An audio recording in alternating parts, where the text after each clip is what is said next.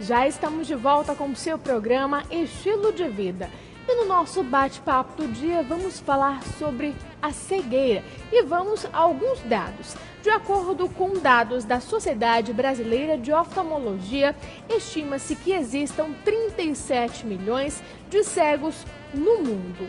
E 82% das pessoas que vivem com a cegueira têm mais de 50 anos de idade, de acordo com a Organização Mundial da Saúde. E hoje nós convidamos o oftalmologista Neusimar Pinheiro, nosso parceiro do programa Estilo de Vida, justamente para falarmos um pouquinho mais sobre a cegueira, causas, sintomas, tratamento e prevenção. Doutor, seja bem-vindo. Bom dia. Bom dia, obrigado pelo convite. É mais uma oportunidade de falar aos telespectadores do Estilo de Vida aqui no AmazonSat. E a minha primeira mensagem é a mensagem da prevenção. Então eu acho que é muito importante que as pessoas que estão nos assistindo agora lembrem de fazer a prevenção igual você faz no seu carro, no seu automóvel. Você leva o carro para a concessionária quando o carro está andando bem. Você não vai deixar para levar o carro quando ele deixar você a pé, não é verdade?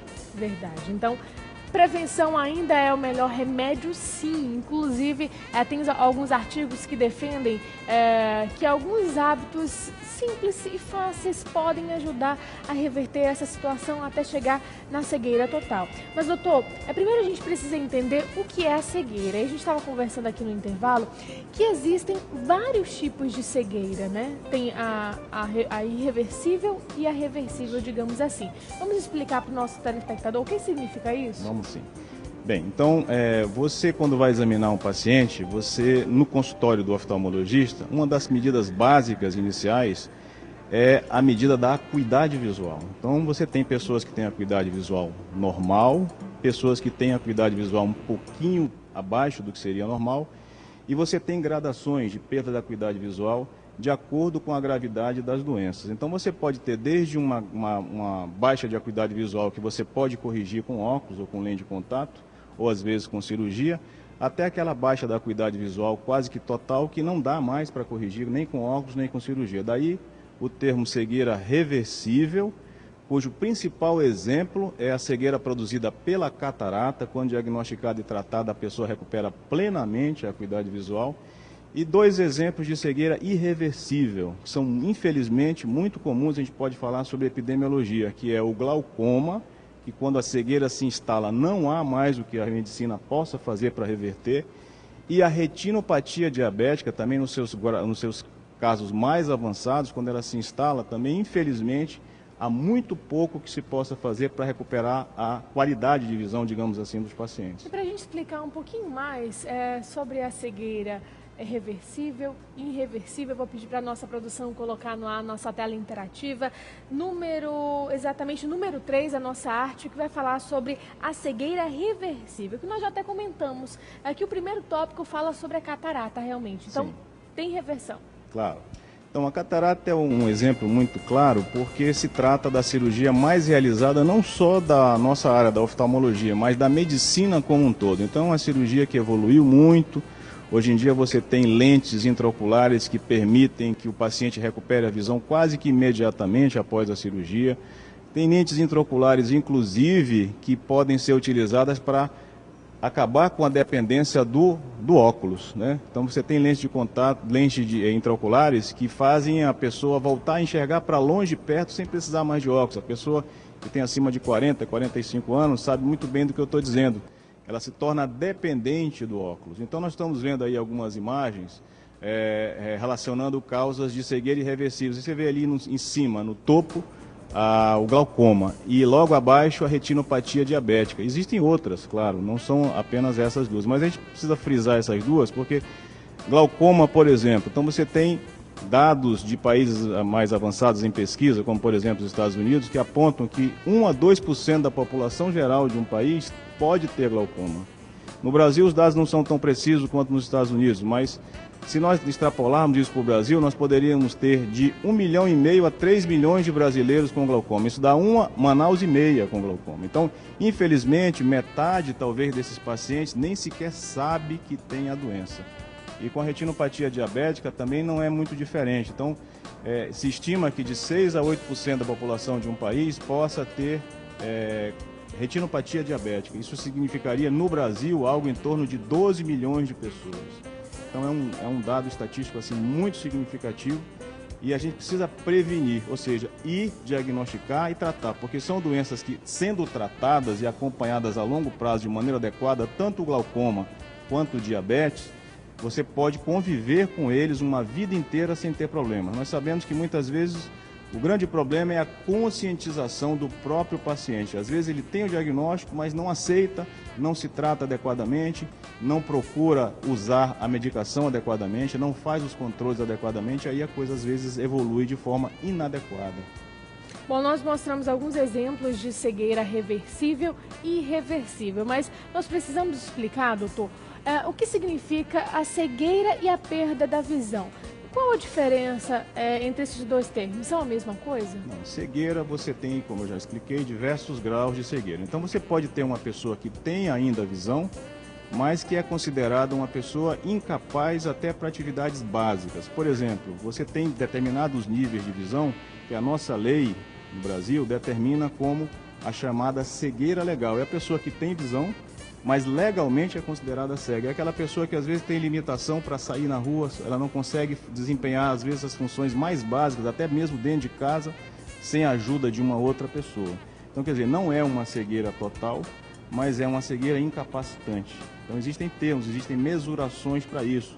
O Código Internacional de Doenças aponta os diversos graus de cegueira, grau 1, grau 2, grau 3 e grau 4. O grau final é quando o paciente já está no estágio total de degradação do nervo da visão e não há mais comunicação do olho com o cérebro. Aí ele deixa de perceber o mais básico, que é a captação da luz. Ele não sabe dizer se está claro ou se está escuro. Esse é o último estágio da visão, é a perda da percepção da luz. Mas antes disso existem vários estágios até você chegar a esse ponto. E felizmente a maioria das doenças, elas não são súbitas, você não perde subitamente a visão. São casos assim muito raros que você tem uma perda súbita de visão. A perda ela é lenta e progressiva. No glaucoma é assim, na retinopatia diabética às vezes é um pouco mais rápido, mas também é assim, ela vai dando sinais. Você pode levar anos até começar a aparecer a retinopatia diabética. Então geralmente o paciente que tem condição de procurar o serviço médico tem condição de não deixar ela progredir, de não deixar ela piorar, com um simples controle adequado, no caso do diabetes, dos níveis de açúcar no sangue. Então, é reversível sim, tem como a gente intervir nesse processo, Aí, né? A gente volta para o começo da nossa entrevista, a gente volta para a prevenção. A gente tem que ir quando está bem e não ir quando já está doente. Você não vai deixar para fazer o diagnóstico do glaucoma numa pessoa que já tem um glaucoma avançado, você não tem mais o que fazer. Retinopatia diabética, a mesma coisa. Eu vou pedir para a nossa produção colocar a nossa tela interativa número 5, que nós vamos falar sobre os fatores de risco. E aí a gente já começa falando, eu citei no início, que 82% da população realmente apresenta um tipo de cegueira a partir dos 50 anos de idade, mais ou menos. Então, a idade também influencia nisso, né, doutor? Com certeza. Então, vamos falar do glaucoma, que o glaucoma é muito didático, porque serve para a gente falar das outras doenças também. Então, o glaucoma, principais fatores de risco.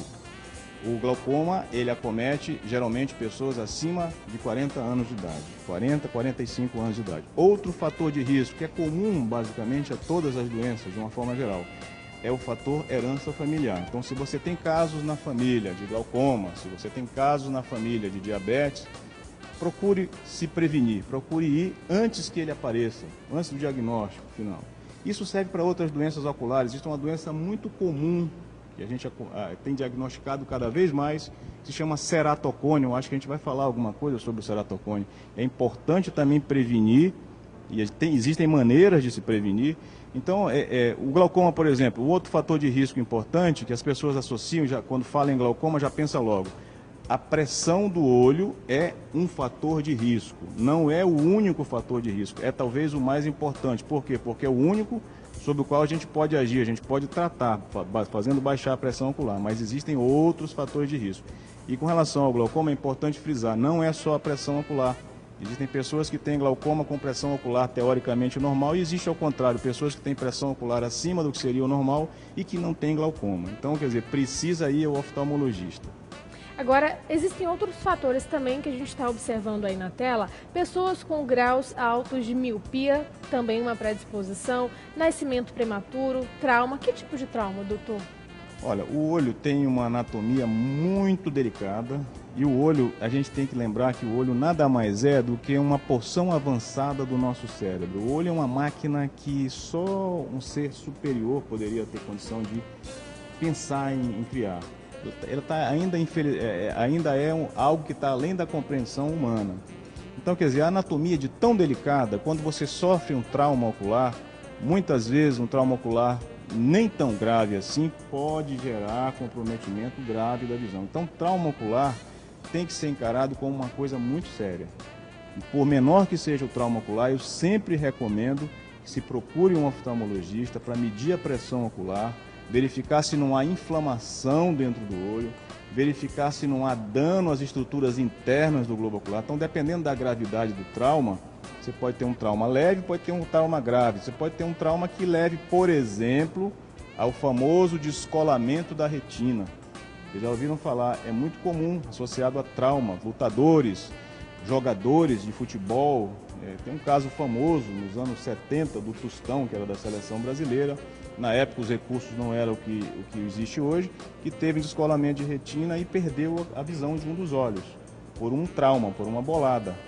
O nosso Pelé, que acabou de receber a alta do Albert Einstein, há uns anos atrás também teve um princípio de descolamento de retina, só que foi diagnosticado precocemente, tratado e ele não teve nenhuma sequela. Inclusive, nós vamos falar sobre o tratamento no próximo bloco, tá bom, doutor? Nós vamos ótimo. para um breve intervalo e você de casa pode participar através do WhatsApp 92, código de Manaus, 9881 11 4512. O intervalo é rapidinho e a gente já volta. Até lá.